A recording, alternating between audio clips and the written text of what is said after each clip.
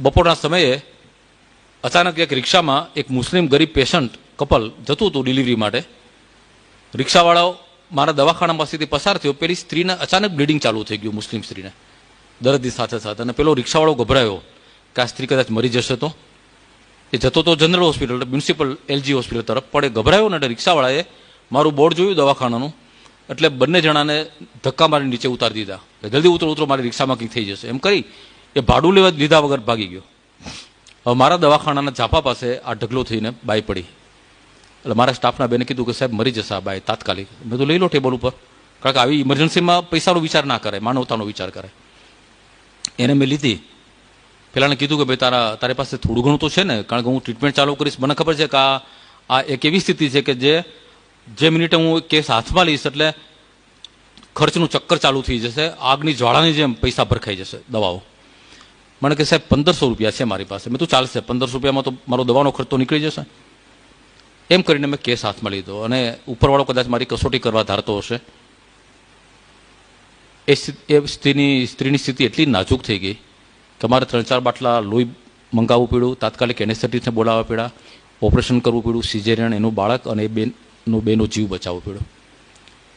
ખાલી મારો ખર્ચો ગણો ને, એનેસ્થેટિસ્ટ ખાલી 4000 રૂપિયા લઈ ગયો. 4500 રૂપિયાની દવા થઈ, 2-3000 રૂપિયાના બ્લડ બોટલ્સ થયા. મારો રહેવાનો ખર્ચો જુદો, ઓપરેશન થિયેટરમાં જે મશીનો વપરાય, એના જે મોંઘા વાયક્રિલના દોરા વપરાય, એ બધાનો ખર્ચો ગણીને હું હિસાબ માંડવા બેઠો તો 20000 રૂપિયા થયા. 7 દિવસ ત્યારે હું રાખતો હતો પેશન્ટને. હવે તો 3 દિવસમાં રજા આપીએ છીએ. જ્યારે રજા આપવાનો સમય થયો ત્યારે પેલો એનો પતિ આવ્યો મારી પાસે. મેં તો ભાઈ તારે જે આપવું એ આપ, મારો ખર્ચો ગણું તો 20000 છે. મને કે સાહેબ બપોરને તો પહેલે બોલ દિયા હતા, અમારે પાસ ખાલી 1500 રૂપિયા હે.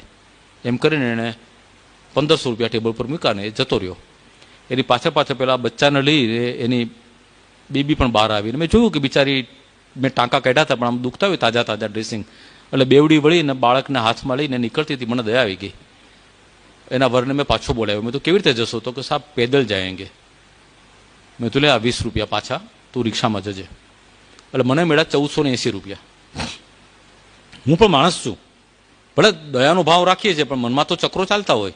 એટલે ગયા પછી હું છત તરફ જોઈને ભગવાનને ઠપકો આપવા માંડ્યો તો ભગવાન આવું શું કામ કર્યું? આ રિક્ષાને મારા દવાખાના પાસેથી જ પસાર થવાનું સૂઝ્યું? અમદાવાદમાં આટલા બધા ગાયનેકોલોજીસ્ટ છે, ક્યાંક બીજા દવાખાના પાસેથી પસાર કરવી હતી ને. કારણ વગર મને શું કામ 20000 રૂપિયાના ખાડામાં ઉતાર્યો? 20000 રૂપિયા માઇનસ 1480 કેટલા થાય? ગણિતના સાહેબ બેઠા છે. મારું ગણિત બહુ કાચું છે. હું મારે ગમે ત્યારે મારા ગણિતના શિક્ષકો ઉપર ફોજદારી કેસ કરવો છે કે મને ગણિત કેમ શીખવાડ્યું નહીં. બરાબર?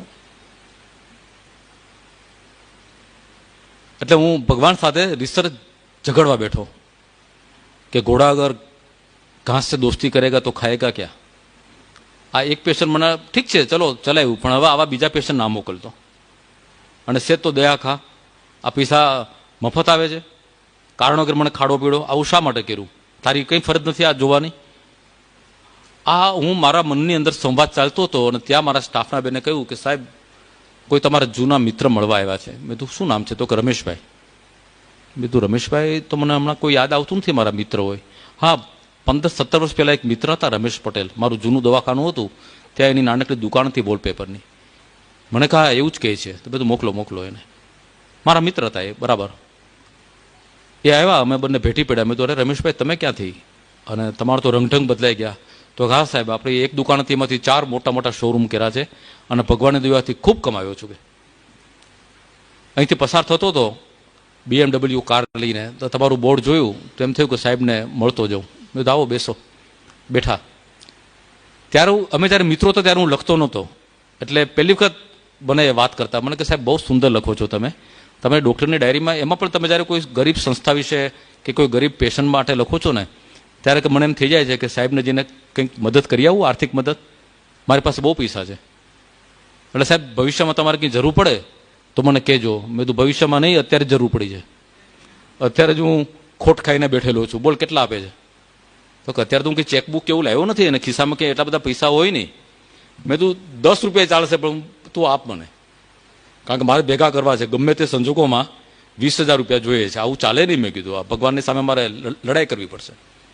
અરે કે સાહેબ અવાજ કરો ને એમાં શું છે? એને ખિસ્સામાંથી પાકીટ કાઢ્યું, તગડું ફૂલેલું પાકીટ હતું, ટેબલ ઉપર એને રીતસર ઊંધું વાળી દીધું. એક પણ રૂપિયો અંદર રહેવા ના દીધો. નોટોનો થોકડો હતો એ ટેબલ પર મૂકી. મેં તો પેટ્રોલ જેટલા તો પૈસા રાખો છો? મને કે ના સાહેબ ટાંકી ફૂલ છે અને હું ઘરે જ જઉં છું અને મારી પાસે પેલું કાર્ડ છે એટલે ચિંતા ના કરતા. જતા રહ્યા. યાદ રાખો મિત્રો, છેલ્લા 17 વર્ષથી એ માણસ મને મળ્યો નહોતો અને આ ઘટનાને 15-17 વર્ષ થઈ ગયા છે, બીજી વખત મને મળ્યા નથી. એ દિવસે જ માણસ મળવા આવ્યો. એ ગયા પછી મેં રૂપિયા ગણ્યા. 20,000 રૂપિયામાંથી 1480 રૂપિયા બાદ કરો એટલી રકમ હતી.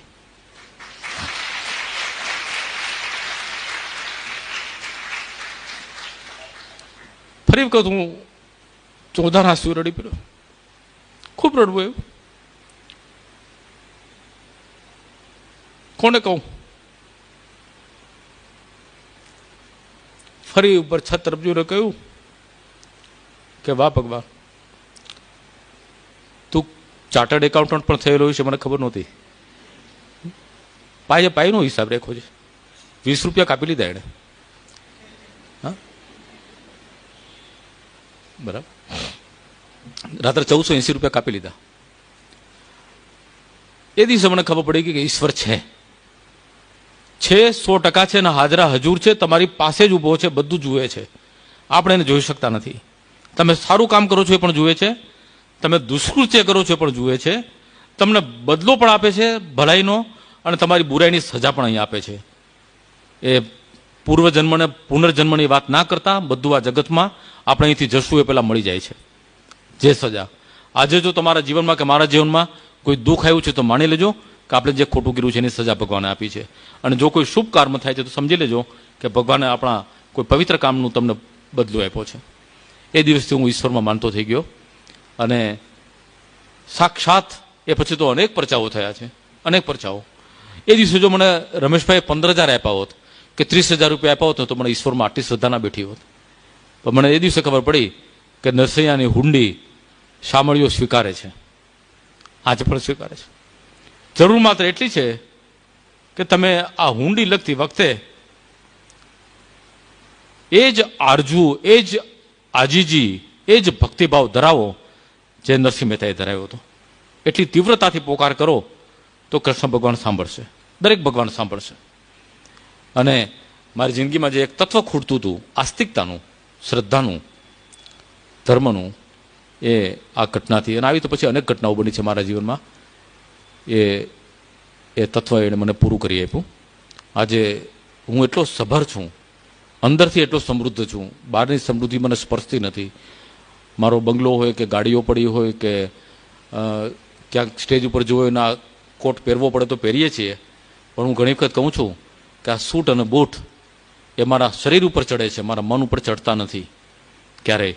કારણ કે મને ખબર છે કે મારી શરૂઆત ક્યાંથી થઈ હતી અને એ દિવસો હું ક્યારેય ભૂલતો નથી અને ભૂલવા માગતો પણ નથી.